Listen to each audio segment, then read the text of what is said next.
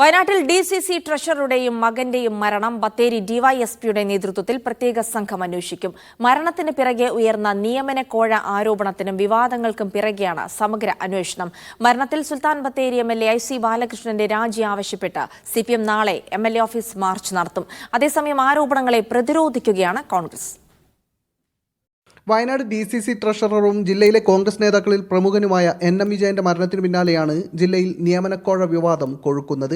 സുൽത്താൻ ബത്തേരി സഹകരണ ബാങ്ക് നിയമനത്തിന് DCC പ്രസിഡന്റായിരുന്ന IC ബാലകൃഷ്ണന്റെ നിർദ്ദേശപ്രകാരം വിജയൻ ഇടനിലക്കാരനായി ലക്ഷങ്ങൾ കോഴ വാങ്ങിയെന്നാണ് ആരോപണം. കേസ് അന്വേഷിക്കാൻ പ്രത്യേക അന്വേഷണ സംഘം രൂപീകരിച്ച പോലീസ് സാമ്പത്തിക ഇടപാടുകളുമായി ബന്ധപ്പെട്ട ആരോപണങ്ങളും ആത്മഹത്യയും അന്വേഷിക്കും.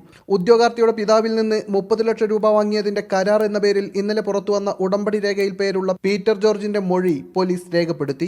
MLA രാജിവെക്കണമെന്നാവശ്യപ്പെട്ട CPM ജില്ലാ കമ്മിറ്റി നാളെ MLA ഓഫീസിലേക്ക് മാർച്ച് നടത്തും. അടിയന്തരമായി ഇതുമായി ബന്ധപ്പെട്ടുള്ള സമഗ്രമായ അന്വേഷണം ആവശ്യമാണ്. IC ബാലകൃഷ്ണൻ MLA തൽസ്ഥാനത്ത് നിന്ന് രാജിവെക്കാൻ വേണ്ടി തയ്യാറാകേണ്ടതായിട്ടുണ്ട്. എന്നാൽ ആരോപണങ്ങൾ IC ബാലകൃഷ്ണൻ MLA നിഷേധിച്ചു. ഇന്നലെ പുറത്തു വന്നത് ഉപജാപക സംഘങ്ങൾ തയ്യാറാക്കിയ വ്യാജരേഖയാണെന്ന് പറഞ്ഞ MLA നാളെ ജില്ലാ പോലീസ് മേധാവിക്ക് പരാതി നൽകുമെന്നും കൂട്ടിച്ചേർത്തു.